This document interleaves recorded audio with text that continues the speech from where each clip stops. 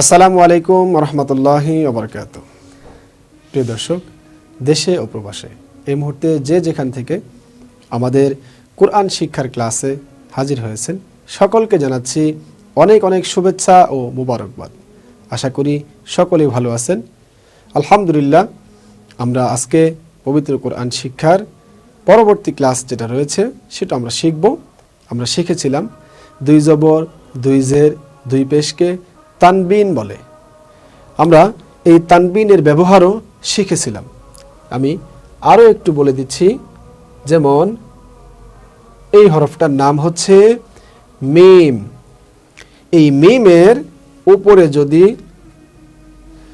দুইটা টান দেওয়া হয়, অর্থাৎ যেহেতু আমরা এই দুইটা টানের নাম জানি, তাহলে আমরা বলবো দুইটা জবর দেওয়া হয় তাহলে হবে মিম দুই জবর মান।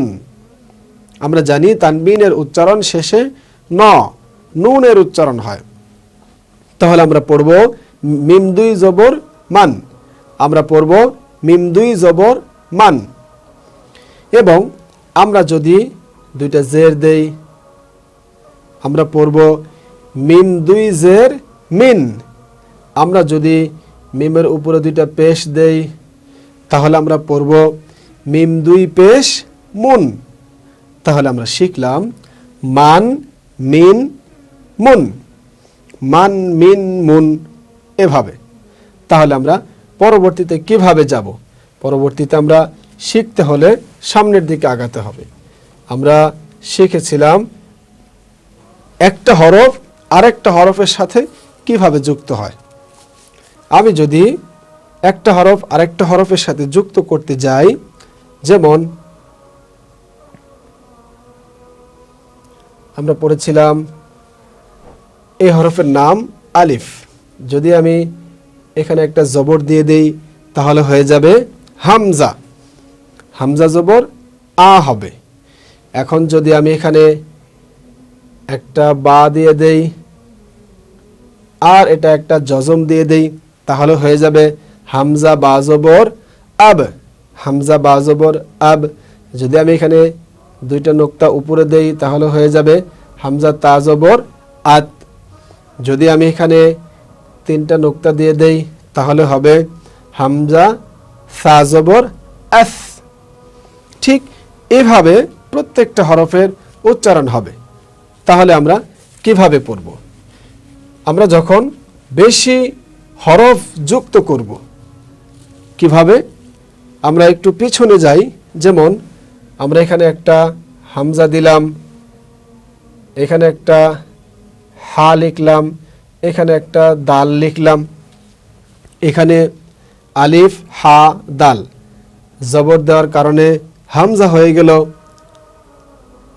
হার উপরে জবর দিলাম, দালের উপরে জবর দিলাম, এখানে তিনটা হরফ একসাথে হয়েছে।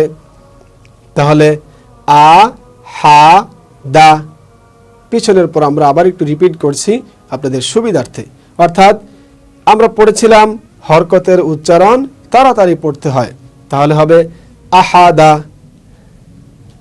এখন যদি আমরা হরকতের উচ্চারণ শেষ করে তানবিনের দিকে আমরা আসি, বা বা জবর বা, এখানে যদি আইন লিখে দুইটা জবর দেই তাহলে কি হবে? বা জবর বা, আইন দুই জবর আন, তাহলে হবে বা আন। আমরা দুইটা দুইটা করে মিলাবো। প্রথমে একটা পড়ব, যেমন হামজা জবর আ, হা জবর হা, দাল জবর দা, হচ্ছে আহাদা। তারপরে আমরা মিলাচ্ছি। যদি আমি তানবিন যুক্ত করি, বা দুই জবর বান, বা দুই জের বিন, বা দুই পেশ বুন। আমরা এগুলো শিখেছি। বান বিন বুন, কোনো টান হবে না। তাহলে আমরা একটা আরেকটার সাথে কিভাবে মিলাবো?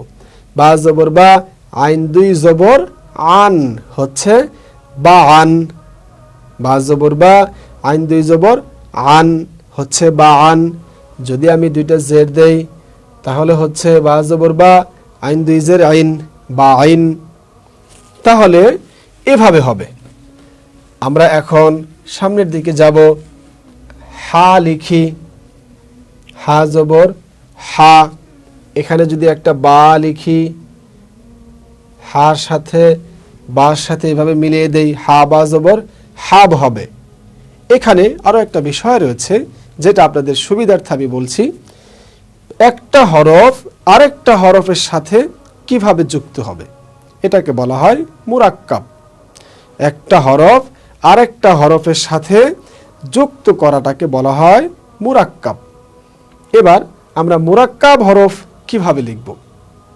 আপনি যখন কুরআনুল মাজিদ পড়বেন তার আগে আপনাকে নুরানি কায়দা পড়তে হবে, আমপারা পড়তে হবে, তারপরে আমরা কুরআন মাজিদ পড়ব। তো আমরা এই ক্লাস থেকে যেটা শিখব যে কোন হরফটা কোনটার সাথে লাগছে, কোন হরফের পরে কোন হরফ হচ্ছে, কার পরে কি হচ্ছে, কোন মাখরাজটা কিভাবে হচ্ছে, সেগুলো আমরা শিখব আর দেখে দেখে মিলাবো। একটা হরফ আরেকটা হরফের সাথে কিভাবে হচ্ছে সেগুলোকে আমরা মিলাবো। তাহলে আমরা যদি মুরাক্কাব হরফগুলো লিখে যাই, যেহেতু আমরা আরবি হরফ 29টা সেটা আমরা জানি, তাহলে আমরা কিভাবে লিখব? যেমন আমরা আলিফ লিখলাম, জবর দিলাম, হয়ে গেল আ। এখন আমি হা লিখি, এভাবে হা, এভাবে দাল। এই হাকে দালের সাথে যুক্ত করে লিখেছি, এটার নাম হচ্ছে মুরাক্কাব। এক হরফ আরেক হরফের সাথে যুক্ত হয়ে আসছে। তাহলে আমরা কিভাবে উচ্চারণ করব? এখানে আমি হামজার উপরে আলিফের উপরে জবর দেওয়ার কারণে হামজা হয়ে গেছে, হামজা জবর আ, হা জবর হা, দাল জবর দা, আহা দা, তাই হলো। যদি আমি হামজা জবর আ, হা জবর হা, দাল দুই জবর দান লিখে দেই, তাহলে হয়ে যাবে আহা দান। যদি আমি দুই জবরের জায়গায় এখানে দুইটা জের দিয়ে দেই, তাহলে হবে আহা দিন। যদি আমি জের মুছে দুইটা পেশ দিয়ে দেই, তাহলে হবে আহাদুন। অর্থাৎ মুরাক্কাব যখন আমরা পড়ব, কিভাবে একটা হরফ আরেকটা হরফের সাথে যুক্ত হচ্ছে, শুধু যুক্ত হচ্ছে না, যুক্ত হয়ে কিভাবে উচ্চারণ হচ্ছে আমরা সেটাও শিখিয়ে দিচ্ছি। যেমন আহাদুন, আহাদান, এখানে যদি দুইটা জবর দিয়ে দেই আহাদান হবে। যদি আমি দুইটা জের দেই আহাদিন হবে। যদি আমি দুইটা পেশ দেই আহাদুন হবে। এভাবে শব্দ আস্তে আস্তে বাড়বে। তারপরে আমরা শিখলাম তানবিনের ব্যবহার, এভাবে লম্বা লম্বা লিখব। যেমন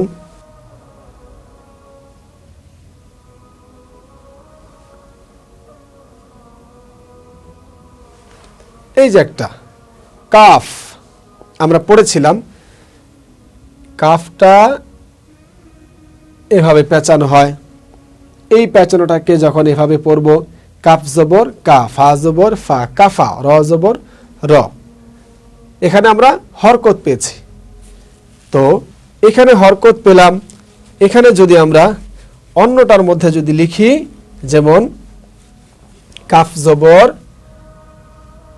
কা, বা জবর বা, দাল দুই জের দিন, কাফ জবর কা, বা জবর বা, কাবা, দাল দুই জের দিন, হয়ে গেল কাবা দিন। কাফ জবর কা, বা জবর বা, কাবা। কারণ হরকতের উচ্চারণ তাড়াতাড়ি পড়তে হয়, আমাকে কোনোভাবেই হরকতের মধ্যে টান দেওয়া যাবে না। আমি যদি হরকতের মধ্যে টান না দেই, তাহলে আমি খুব তাড়াতাড়ি শিখতে পারবো। দাল দুইজের দিন, কাবা দিন। আমরা জজম পড়তেছিলাম,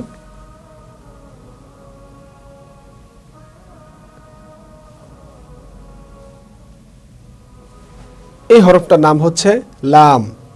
লাম গিয়ে মিম লিখলাম, লামের সাথে মিম যুক্ত হলো। কিভাবে আমরা দেখব?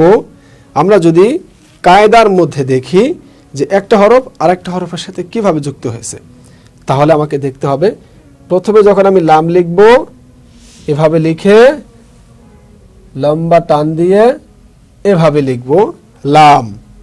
যখন এই লাম মাঝখানে আসবে বা লামের পরে কোনো হরফ যুক্ত হবে, মুরাক্কাব হরফ যুক্ত হবে, তখন এই লামের এতটুকু কেটে দিয়ে এভাবে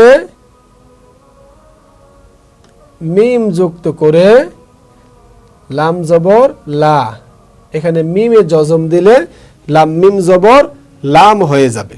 অর্থাৎ জজমের উচ্চারণ আমরা শিখে যাব। এভাবে লাম মিম জবর লাম, তারপরে মিম মিম জবর মাম, এই ধরনের বিভিন্ন হরফ দিয়ে আমরা লিখতে পারবো। যখনই আমরা এভাবে লিখব, এভাবে পড়ব, চাই আমি লিখতেও পারি অথবা পড়তেও পারি। আমি যদি এভাবে পড়ে যাই তাহলে আমার জন্য হরকত, জজম, তারপরে তানবিন, এই তিনটা জিনিস সিরিয়ালে ধাপে ধাপে যদি আমি শিখি তাহলে আমার জন্য খুবই সহজ হবে। তবে আমাকে একটু বেশি চেষ্টা করতে হবে ইনশাআল্লাহ। যাই হোক, পরবর্তীতে আমরা অন্য বিষয় শিখাবো। জজমের পরে আমরা কিভাবে আরো বিস্তৃত করব, কিভাবে আরো সামনে যাব, 3টা হরফ দিয়ে আমরা কিভাবে একটা শব্দ গঠন করব, 4টা হরফ, 5টা হরফ এভাবে আসবে, সেভাবে আমরা ইনশাআল্লাহ পড়ব। পরবর্তী পর্বের আমন্ত্রণ জানিয়ে আজকের মতো এখানেই বিদায় নিচ্ছি। সবাই ভালো থাকবেন, সুস্থ থাকবেন। আসসালামু আলাইকুম ওয়া রাহমাতুল্লাহি ওয়া বারাকাতুহু।